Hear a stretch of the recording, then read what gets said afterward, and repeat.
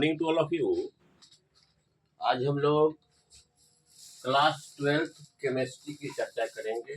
पहला chapter billion, जिसको कि इंग्लिश में हम लोग कहते हैं सॉल्यूशन,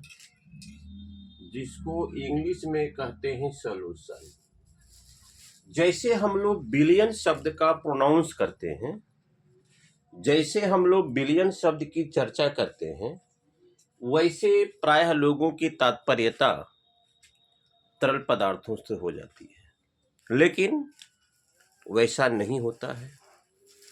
ठोस में ठोस का विलयन होता है, ठोस में द्रव में ठोस का विलयन होता है, द्रव में द्रव का विलयन होता है, यानी विभिन्न प्रकार के गैस में गैस का विलयन होता है। विभिन्न प्रकार के सॉल्यूशन हमारे प्रकृति में उपलब्ध है और विलयन की बहुत बड़ी महत्ता। पौधे अपने प्लांट से न्यूट्रिएंट्स वगैरह हम लोग भी जो भी खाते हैं पीते हैं, प्रकृति के अधिकांश एक्टिविटीज गतिविधियां विलयन के रूप में ही संपादित होती है। सबसे पहले हम चर्चा करते हैं जल में जल भी एक विलयन है।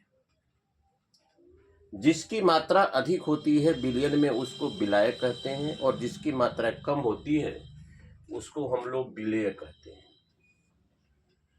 विलाय क्या करता है? दूसरों को अपने में घोलने की क्षमता रखता है और विलेय उसमें घुल जाता है। तो जल में फ्लोराइड आयन विलेय के रूप में मिला हुआ है। अगर जल में 1.0 ppm अगर फ्लोराइड आयन है पर पार्ट्स मिलियन, तो दंत कोरेशन की अभिक्रिया बढ़ सकती है। अगर जल में फ्लोराइड आयन की उपलब्धि 1.5 पर पार्ट्स मिलियन है तो दांत में पीलापन की शिकायत आ सकती है। अगर फ्लोराइड आयन की अधिकता अधिक होगी तो वह जहरीली साबित होगी। जैसे सोडियम फ्लोराइड का उपयोग चूहे को मारने के लिए जहर के रूप में उपयोग किया जाता है। ये हमारा आज पहला दिन है केमिस्ट्री 12 सॉल्यूशन चैप्टर्स। तो सबसे पहले चलते हैं कि विलयन को बनाने के लिए हम लोग को एक विलय सॉल्यूट और एक विलायक सॉल्वेंट, दो सब्सटेंसेस की आवश्यकता होती है।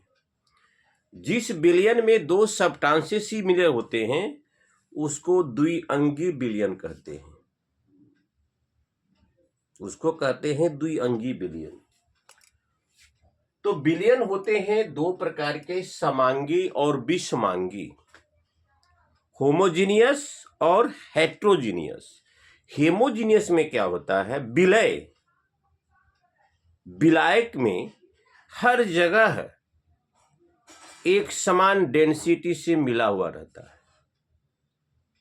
एक स्टेनलेस स्टील भी एक विलयन है, सॉलिड में सॉलिड।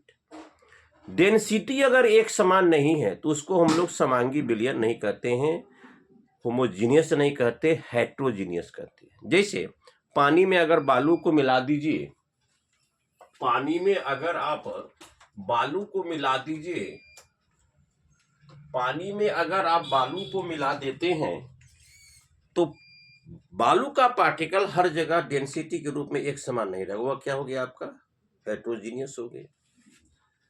समांगी विलयन का कहना क्या है? जितनी उसकी मानक क्षमता है घोलने की उतना ही अगर डालते हैं तो उसकी डेंसिटी हर जगह एक समान होगी। अगर 100 ग्राम में 39 ग्राम साल्ट डालते हैं तो दुनिया की कोई हस्ती नहीं बता पाएगा कि इसमें पानी के साथ साथ साल्ट भी है। विलेय और विलायक, विलयन में जिसकी मात्रा अधिक होती है उसको विलाय कहते हैं, और जिसकी मात्रा कम होती है उसे हम लोग क्या कहते हैं? विलेय। जैसे शरबत है, पानी और चीनी का मिश्रण, पानी हो गया विलायक घोलक और चीनी हो गया विलय, सॉलिड सब्सटेंसेस। तो विलय प्लस विलायक बराबर विलयन। द्विअंगी विलयन जिसमें दो ही, एक विलायक हो दूसरा विलय हो, तब समांगी कहलाएगा। मिश्रण एक विषमांगी विलयन है। एक शरबत तैयार करते हैं तो नींबू भी डाल देते हैं, चीनी भी डाल देते हैं, रसना भी डाल देते हैं। अगर उनकी डेंसिटी हर जगह एक समान नहीं है तो उसको हम लोग समांगी विलयन नहीं कहेंगे, हेमोजीनियस नहीं कहेंगे, हेट्रोजीनियस। तो डियर स्टूडेंट्स, जैसे हम लोग सॉल्यूशन कहते हैं वैसे हमारी तात्पर्यता अधिकांश किधर भागती है, लिक्विड सब्सटेंसेस की तरह। लेकिन ऐसा बात नहीं है। इस्पात जो है सॉलिड में सॉलिड का सॉल्यूशन, एयर जो है गैस में गैस का सॉल्यूशन, शरबत जो है लिक्विड में सॉलिड का सॉल्यूशन। तो आज जो मैंने यह स्टार्ट किया, ये फर्स्ट पेज का एक प्रकार का ये भूमिका है, ये ग्राउंड मैंने दिया। आप लोगों ने 9th क्लास में भी पढ़ा था। तो डियर स्टूडेंट्स, इस वीडियो को जितना अधिक आप अपने क्लासमेट को फॉरवर्ड करें जो क्लास 12 में है, जो क्लास 12 में गए हुए हैं या जाने वाले हैं, उनके लिए ये प्रत्येक दिन थोड़ा थोड़ा मैंने टॉपिक्स डालते जाऊंगा ताकि 12 केमिस्ट्री का कॉन्सेप्ट आपका काफ़ी मजबूत हो। तो डियर स्टूडेंट्स, इस वीडियो को लाइक करेंगे, share, subscribe. Thank you very much.